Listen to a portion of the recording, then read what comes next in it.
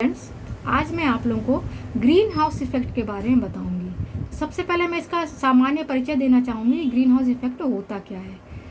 सामान्य परिस्थिति में क्या होता है, जब CO2 का कंसंट्रेशन सही रहता है, नॉर्मल रहता है, तो ऐसे में क्या होता है, हमारे जो अर्थ का टेम्परेचर है वो सन से आने वाली रेज और रिफ्लेक्ट होने वाली रेज, इन दोनों के बैलेंस के ऊपर निर्भर करता है और हमारे अर्थ का तापमान निश्चित रहता है। मतलब CO2 कंसंट्रेशन यदि हमारे अर्थ में, एनवायरनमेंट में सही है, तो सन से जो रेज आ रही हैं वो जितनी रेज आनी है उतनी ही रेज आएंगी, और जितनी रिफ्लेक्ट होनी है उतनी रिफ्लेक्ट हो जाएंगी। इससे क्या होता है, हमारे अर्थ का टेम्परेचर बैलेंस रहता है।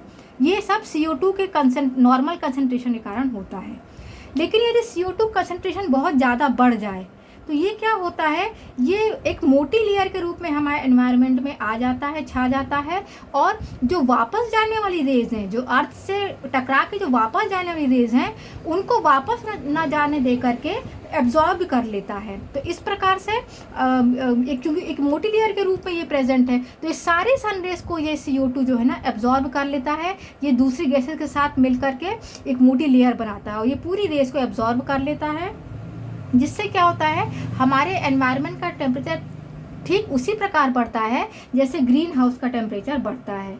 एक्चुअली में ग्रीन हाउस एक ऐसी संरचना है जिसकी दीवार और छत कांच की बनी होती है, जिसमें से सन की रेस आती तो है लेकिन वापस रिफ्लेक्ट नहीं हो पाती हैं। इस प्रकार से ग्रीन हाउस के अंदर का टेम्परेचर बहुत ज़्यादा बढ़ जाता है। तो हम ग्रीन हाउस इफेक्ट को इस प्रकार से डिफाइन कर सकते हैं कि जब हमारे वायुमंडल में, हमारे एटमॉस्फेयर में CO2 का कंसंट्रेशन बहुत ज़्यादा बढ़ जाता है, तो ये अन्य दूसरी गैसेस जैसे मीथेन, क्लोरोफ्लोरोकार्बन, इनके साथ मिलकर एक बहुत मोटी लेयर या परत बना लेता है। और ये लेयर, ये परत शॉर्ट वेवलेंथ वाली रेस को तो आने देता है, लेकिन लॉन्ग वेवलेंथ वाली रेस को वापस अर्थ से वापस जाने, एटमॉस्फेयर से वापस जाने नहीं देता है। तो इस प्रकार से वहाँ एनवायरनमेंट का टेम्परेचर बहुत ज़्यादा हाई हो जाता है। इसी को ही हम ग्रीन हाउस इफेक्ट कहते हैं। अब मैं आपको बता रही हूँ कि sources of green house gases क्या हैं। ग्रीन हाउस गैसेस कौन कौन सी होती हैं, जैसे कार्बन डाइऑक्साइड, सबसे पहली गैस तो कार्बन डाइऑक्साइड ही है। उसके अलावा मीथेन है, नाइट्रोजन के ऑक्साइड्स हैं, क्लोरोफ्लोरोकार्बन, ये सारी गैसेस जो हैं ग्रीन हाउस गैसेस कहलाती हैं। तो ये बहुत ही विषैली गैस होती हैं जो हमारे एनवायरनमेंट में टेम्परेचर इंक्रीज करने के लिए रिस्पॉन्सिबल होती हैं। अब इन ग्रीन हाउस गैसेस के स्रोत कौन कौन से हैं, सोर्सेस कौन कौन से हैं। तो सबसे पहला स्रोत है इंडस्ट्रीज या उद्योग। मनुष्य अपनी सुविधा के लिए, अपनी उन्नति के लिए, अपने देश के विकास के लिए तरह तरह के उद्योग लगा रहा है। तो इन उद्योगों में विभिन्न प्रकार के फॉसिल फ्यूल्स, कोल, पेट्रोलियम आदि का यूज़ किया जाता है इन उद्योगों को रन करने के लिए। तो जब ये फॉसिल फ्यूल्स बर्न होते हैं, कोल, नेचुरल गैस वगैरह, तो इनसे क्या होता है, बहुत अधिक मात्रा में CO2 निकलता है जो एनवायरनमेंट में जाके एनवायरनमेंट को पोल्यूट करता है। दूसरा सोर्स है ट्रांसपोर्टेशन में जो हम अपनी सुविधा के लिए वाहन यूज़ करते हैं, तो वाहनों से भी जो है ना पेट्रोल डीजल उसमें यूज़ करते हैं। तो पेट्रोल डीजल के जलने से भी क्या होता है, बहुत अधिक मात्रा में कार्बन डाइऑक्साइड निकलती है, और ये कार्बन डाइऑक्साइड जो है ना वातावरण में पहुंच जाती है। तो दूसरा सोर्स ये हुआ। तीसरा सोर्स है thermal power plant. Thermal power plant हम क्यों लगाते हैं, जिससे हम इलेक्ट्रिसिटी जनरेट कर सकें। तो थर्मल पावर प्लांट में भी हम जो है ना कोल इत्यादि का यूज़ करते हैं। मतलब थर्मल पावर प्लांट को चलाने के लिए हम कोल का उपयोग करते हैं और एक खास प्रकार के ऑयल का यूज़ करते हैं। इनके जलने से क्या होता है, बहुत अधिक मात्रा में कार्बन डाइऑक्साइड निकलती है जो वातावरण में पहुंच जाती है। अगला सोर्स है मशीन्स यूज्ड इन एग्रीकल्चर। कृषि के कामों को करने के लिए विभिन्न प्रकार की मशीन्स का उपयोग किया जाता है। इन मशीन्स में भी फॉसिल फ्यूल, कोल, पेट्रोलियम, नेचुरल गैस आदि का यूज़ किया जाता है, जिनके जलने से जो है ना कार्बन डाइऑक्साइड निकलती है जो एयर में पहुंच के एयर को पॉल्यूट करती है। फूड प्रिपरेशन, गांव में, शहरों में कई लोग क्या होते हैं, अपने भोजन बनाने के लिए चूल्हे में लकड़ियों का इस्तेमाल करते हैं, लकड़ी कोयला इत्यादि जलाते हैं जिससे उनका भोजन बन सके। तो उसके जलाने से भी बहुत अधिक मात्रा में कार्बन डाइऑक्साइड निकलती है और ये एटमॉस्फेयर में पहुंच के एटमॉस्फेयर को पॉल्यूट करती है। यहाँ पे मैं आपको दिखा रही हूँ कि अर्थ जो है हमारा जो गर्म होता है, हमारा जो ये पृथ्वी में जो टेम्परेचर ज़्यादा हो रहा है वो किस प्रकार से होता है। जैसे देखिए, मान लीजिए ये सन है, सन से बहुत सारी रेज निकल रही हैं, तो ये रेज क्या हो रही हैं, अर्थ में आ रही हैं। तो क्या होता है, most radiation is absorb by the earth surface, इसकी ज़्यादातर रेडिएशन जो है अर्थ के सरफेस में एब्जॉर्ब हो जा रही है, जिससे क्या हो रहा है, ये अर्थ का सरफेस जो है ना गर्म हो जा रहा है। ये पूरा अर्थ है और ये पूरा एटमॉस्फियर है। तो इसमें सब क्या हो रहा है, ये कुछ रेडिएशंस तो अर्थ से वापस चली जा रही हैं और कुछ जो है एटमॉस्फेयर से वापस जा रही है। मतलब सन की रेज एटमॉस्फेयर से होते हुए अर्थ में आ रही हैं, तो कुछ तो अर्थ में एब्जॉर्ब हो जा रही हैं जिससे अर्थ गर्म हो जा रहा है, और कुछ अर्थ से वापस चली जा रही हैं, और कुछ ये एटमॉस्फेयर जो पूरा एटमॉस्फेयर का रीजन है यहाँ से भी वापस चली जा रही हैं। तो यहाँ मैंने लिखा है आपके लिए, एक्सप्लेन किया है यहाँ पे कि some solar radiation is reflected by the earth and the atmosphere, मतलब एटमॉस्फेयर से और अर्थ से कुछ सोलर रेडिएशन वापस चली जाती हैं।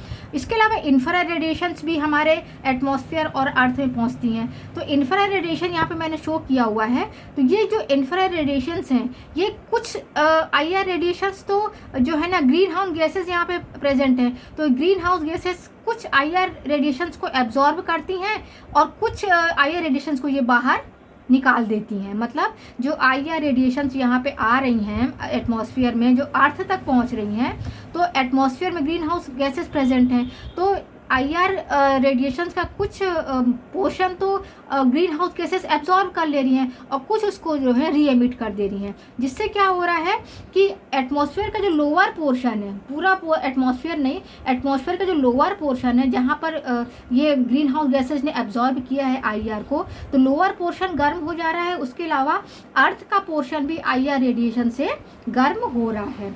जब IR रेडिएशन अर्थ में पहुंचती हैं तो इन IR रेडिएशन को भी अर्थ का सरफेस जो है री एमिट करता है। कुछ भाग तो पहुंचता है और फिर अर्थ इसको फिर जो है ना री एमिट कर देता है। तो इस प्रकार से IR रेडिएशन से भी अर्थ भी जो है ना गर्म हो रहा है और एटमॉस्फेयर का निचला हिस्सा जो है वो हॉट हो रहा है या बहुत गर्म हो रहा है।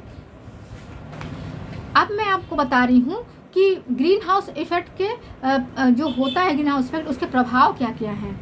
तो जैसे मान लीजिए हमारे पूरे एटमॉस्फेयर में ग्रीन हाउस गैसेस प्रेजेंट हैं, तो ये क्या होता है, जब बहुत अधिक मात्रा में ग्रीन हाउस गैसेस आ गई हैं तो ये खतरे की बात तो है।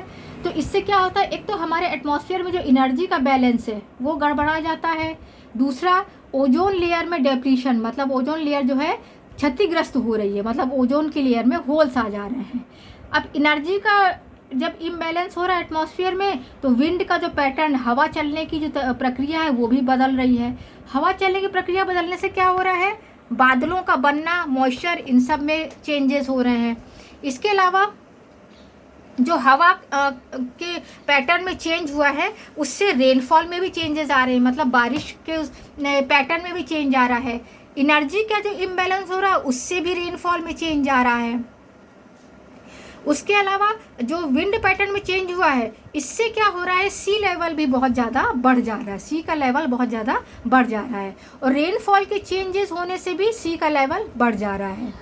बादलों के बनने की क्रिया और मॉइस्चर में चेंज होने से भी रेनफॉल में दिक्कत, रेनफॉल के पैटर्न में, सिस्टम में चेंज आ रहा है। इधर डेप्लीशन ऑफ ओजोन लेयर होने से क्या हो रहा है, हमारा अर्थ वार्म हो रहा है। और एनर्जी के इम्बैलेंस होने से भी हमारा अर्थ वार्म हो रहा है, एनर्जी के इम्बैलेंस होने से भी हमारा अर्थ वार्म हो रहा है। अर्थ के वार्म होने, गर्म होने से क्या होता है, ये भी रेनफॉल को प्रभावित कर रहा है। और इस अर्थ के वार्म होने से सॉइल मॉइस्चर या सॉइल की फर्टिलिटी में भी चेंजेस आ रहे हैं। अर्थ के वार्म होने से सी का लेवल भी राइज हो रहा है। इसके अलावा जो रेनफॉल में चेंजेस हुआ है इससे भी सी का लेवल बढ़ रहा है। तो इस प्रकार से जो ग्रीन हाउस गैसेस जो हमारे एनवायरनमेंट में पहुंच रही हैं, तो ये हमें काफ़ी प्रकार से नुकसान पहुंचा रही हैं। एनर्जी का इम्बैलेंस हो रहा है, विंड पैटर्न चेंज हो रहा है, ओजोन लेयर डिप्लीट हो रहा है, अर्थ वार्म हो रहा है, रेनफॉल में बहुत चेंजेस आ रही हैं, क्लाउड्स बादलों के बनने में, मॉइस्चर में कमी आ रही है, सॉइल का मॉइस्चर में, सॉइल के टेक्सचर में, सॉइल की फर्टिलिटी में चेंजेस आ रहे हैं, सी लेवल बहुत ज़्यादा बढ़ रहा है। तो हर प्रकार से हमको ग्रीन हाउस गैसेस बढ़ने से हर प्रकार से हमको हानि हो रही है। तो इस प्रकार से आज मैंने आप लोगों को ग्रीन हाउस इफेक्ट के बारे में बताया। उम्मीद है आप लोगों को ये चैप्टर समझ में आया होगा। Thank you.